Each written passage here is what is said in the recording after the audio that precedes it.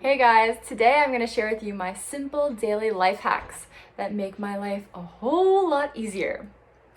But first let me tell you, I've been living in Korea for 4 years, almost 4 years now, and there's a couple of tricks that I've picked up since I've been here.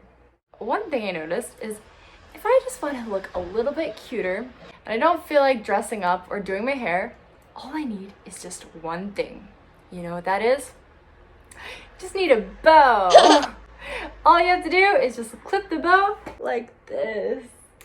And then, ta-da! I look cute with my little ponytail. Okay, let me get to the more real tips that will probably be more practical for you. Make sure you stay tuned to the end because the very last tip is a bonus tip that is a way that you can actually curb your appetite if you're trying to lose weight or do intermittent fasting. So stay tuned to the end. All right, the first one is for waking up early. I never put my alarm clock right next to my bed. I have one alarm on my desk and then that one goes off, and then maybe a minute later or 5 minutes later, sometimes I'll have another alarm go off that's inside my desk or it's on my bookshelf or somewhere else that I have to reach and get to. And then by that time, you're already up anyway. So that's the first step, is just getting yourself out of bed. And then once you get out of bed, then just run to that shower and just instantly you are awake. Now, I'm sure you've probably heard this tip before, is taking a cold shower. If you want to really get into the habit of jumping out of bed and just jumping into a cold shower, it's actually not easy to do. I've tried and then stopped and tried and stopped, and it's been really hard. But I noticed, especially in the summertime, if I'm hot and I'm waking up and I feel that if I just immediately get up out of bed and go straight to the shower and just put on that cold water, it will instantly wake me up in the morning. You pretty much have to just do 5, 4, 3, 2, 1 and just jump in. Otherwise, if you just do it slowly and cautiously, it's really hard to get yourself to do it actually. So just gotta do the 5-second rule and just go. Just like taking a shower and cleaning the whole body is important for physical health, praying and repenting in detail is necessary for our spiritual health. It restores our heart for the Lord, and it prepares us to meet the Lord with a fresh mind and clean body at the start of a new day. Number 2, make a daily checklist of the things that you need to do. I do it on the days, especially if I have particularly a lot of big and small tasks that I have to do. And you can use a phone app for this, but for me, I like to just use paper, just this simple checklist, small size. I can take it with me or I can just put it in front of my desk and see it. And I like to actually have a pencil and just mark it off every time I get something done. It's very rewarding to me that I can physically check this off. If you're the type of person that's not sitting at your desk all day or not in one location, but you're actually busy running around different places and you need something that is not going to get lost, then it's probably the best to use a phone app or just put it into your phone. Just have notes, reminder or something. There's easy checklists usually on your phone that you can use. So I recommend just putting it on your phone and you can check it off as you go. When I make my to-do list, I like to include God in my plan by discussing with Him what to make top priority and deciding what's necessary or less important.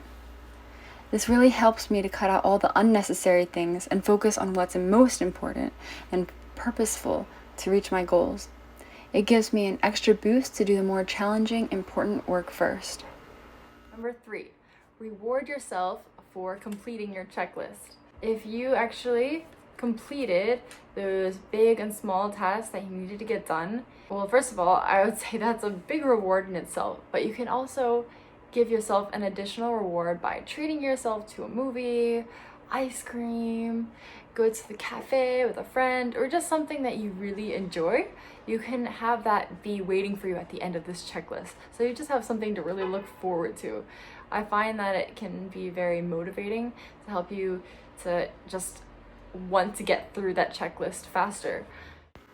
One of my favorite rewards after a busy week is a date with the Lord out in quiet nature. It rejuvenates me and fuels me up for another busy week. It's important to take time for ourselves and celebrate our victories. By living abundantly, cherishing our life, and being thankful, it brings glory to God and makes Him so happy. Number 4, organize. I want to talk to you about having a specific place for each of your items, especially maybe it's your phone, your keys, or your headphones, or anything that's easy or likely to get lost. If you have actually one specific place that you put your things in every time, then there's a much less likely chance that it will get lost. So make a habit of putting your keys in the same place every single time, putting your phone always at the same place on your desk, or your headphones always in the same pocket in your backpack. Try to just always be consistent, and then it will be much easier to find. You won't lose things so easily. Getting organized also includes decluttering my mind. I like to take time every day to journal my thoughts down on paper and resolve any unsettled worries. I lay it before the Lord, and He helps me sort out my stressed and anxious mind. Number 5, form a daily routine that you can follow every morning. Like, for example, form a night routine and a morning routine so that it makes you consistent as far as the time that you sleep. So if you want to sleep and wake up at the same time, or you exercise at the same time, this way you don't throw your body off and get really exhausted. Just try to be as consistent as possible with your night and morning routines. So this will really help keep your body healthy as well. My daily routine always starts and ends with God. This gives me strength to get through the day and peace to sleep at night. I love this verse. Commit your work to the Lord, and your plans will be established. Proverbs 16:3. All right, ready for my juicy secret about how to curb your appetite and lose weight? Basically comes down to 2 ingredients, 2 or 3 ingredients, but mainly these 2 base ingredients: apple cider vinegar and stevia, and also lemon. If you have lemon, then I would throw that in there too. But basically, if you take apple cider vinegar, mix it with water and stevia, you basically have like a little like apple cider aid type drink. And as long as you have the stevia, then it's not bad at all. Like, I actually enjoy drinking it. I mean, I'm currently drinking it in this water bottle. It's really good, actually. I kind of got hooked on drinking it, as long as I have a little bit of stevia to make it sweeter. I usually make it first thing in the morning. I drink it like during my exercise and after my exercise, and then it will keep me satisfied until like noon and when I eat lunch. So I feel like this is a really great way that you can try if you are trying to do some intermittent fasting. That is all my tips for today. I'll be giving you more tips on other topics later, but if you enjoyed this video, please give me a like.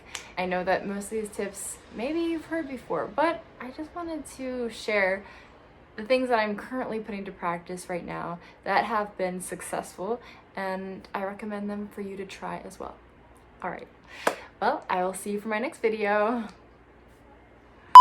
Number 3, reward. Okay, I'm gonna share with you a very inexpensive and healthy way to curb your appetite. To curb your appetite. Okay, this is why I struggle in front of the camera.